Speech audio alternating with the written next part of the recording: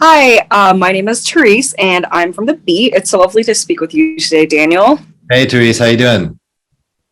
Good, good. So Saint Joe is quite a complicated character. I think he serves as somewhat of an antagonist for Nick, but I think he's somebody who's actually suffered quite a bit from the results of the flood and also being in internment camps. He's really persevered as a survivor. Yeah. What were your inspirations and influences that you drew from when you were kind of going into this character? Yeah, that's absolutely that. I mean, a lot of people put on a hard, exterior because of the pain they've experienced in the past, right? And so this character, was really great to work with Lisa Joy in developing the backstory and who this guy was to make him three-dimensional and not to be like a two-dimensional caricature of just some snarling bad guy, right? And so part of that, I think what really helped was that the fact that Lisa Joy is also Asian American, right? And so we were able to explore the Asian Americanness of this character without having to talk about it too much, right? He has a couple lines where he tells Bannister that, people like you got to be drafted, but people like me were interned and put in camps, right? So that makes me think of like, the Japanese intern in World War II and the 200,000 Japanese Americans that were put in camps and what that must have felt like and the anger they must have felt and the chip on the shoulder they must have had.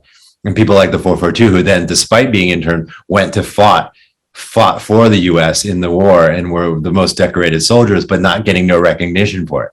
So kind of all that kind of those feelings put into a character like this who's experienced similar things. And then he's a survivalist, like you said. And then he had to take all that pain and put it away, compartmentalize it somehow, and come up with this strong image of who he could be to survive in this world.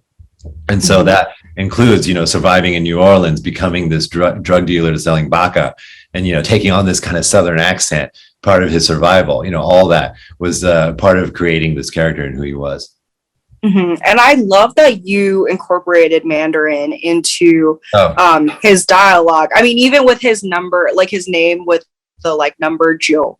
yeah, And as like a Mandarin speaker myself, like it was really great to hear it yeah. on screen and see incorporated. How much of that was a personal choice versus like having it planned for the character? I'd love to know about that. No, it was a bold move that was already written by Lisa. She already put that into the script. And again, that's the advantage of having a Chinese American or Asian American director or writer because they know, those experiences. And so she was able to put that in there because as we know, like Mandarin is a hugely prevalent language all across the world. And in the future, like my daughter goes to a Chinese immersion school now.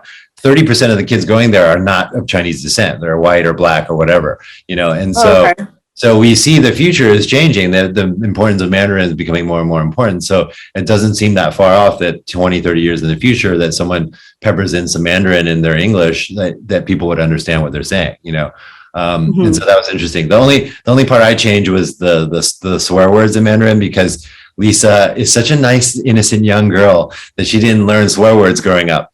And so the words that she had put in were very like kind of like young childish swear words like go pee and things like that were not very hard for a gangster. And so I changed things. I changed some words to be a little more hard and match what St. Joe was. Amazing. Okay, I love that. And I'm really curious to know, how much.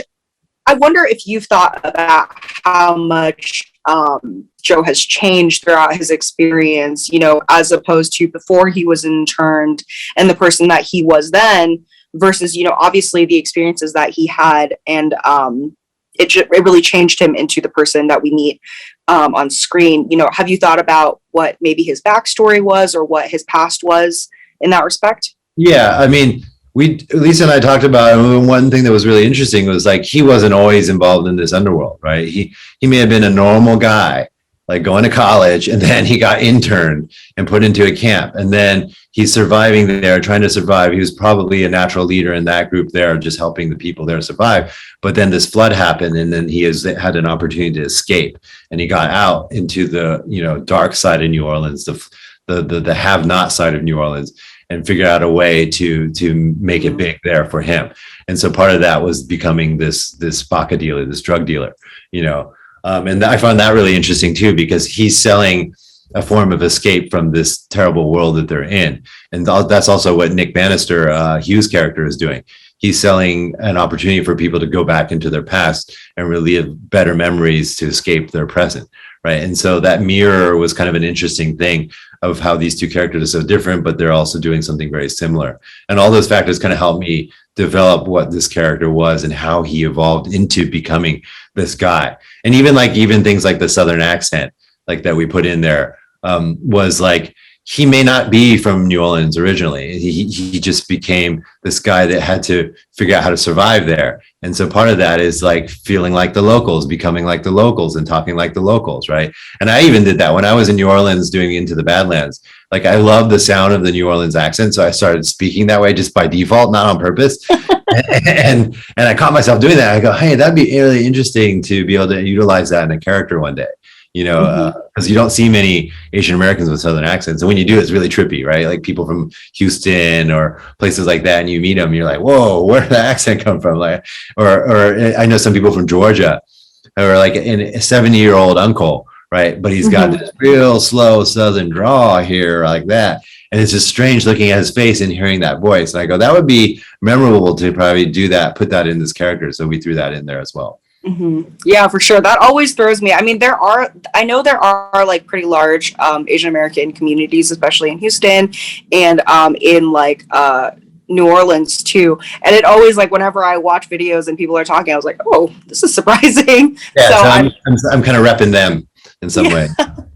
Yeah, I like that you incorporated that. And like you said, I mean, a lot of this film is about nostalgia and people just struggling to find peace through their trauma and kind of going back to escape the realities of the world. And I think in today's world, we can certainly find that to be somewhat relatable. What do you think is alluring about nostalgia, and also what's dangerous about it? I think, obviously nostalgia is oftentimes a vehicle for people because they're not happy with the present. They're not happy with what's happening in the present, and the past offered, more romantic or better times, I think that the danger of hanging out too much in the past is that you're not being present. And that's really interesting thing, because a lot of people, I think there's three types of people. There are people that are always looking into the future, trying to plan out their lives and make the perfect, schedule for themselves. And then there's people that hang on past glories and hang on to nostalgia. But then there's people that are present, and it's really hard to be present, actually. It's very easy to go either way. And so, I think this movie is a great message for us to, be present more, and the nostalgia has its romantic side, but you can't get stuck in it. For sure. And I just really want to thank you for speaking with me. That was my final question. Okay. I loved you in Into the Badlands. Thank you. I just want to say that. And thank you for taking the time to speak with me. I can't wait for everybody to see this film. It looks amazing. Yeah, I'm excited too.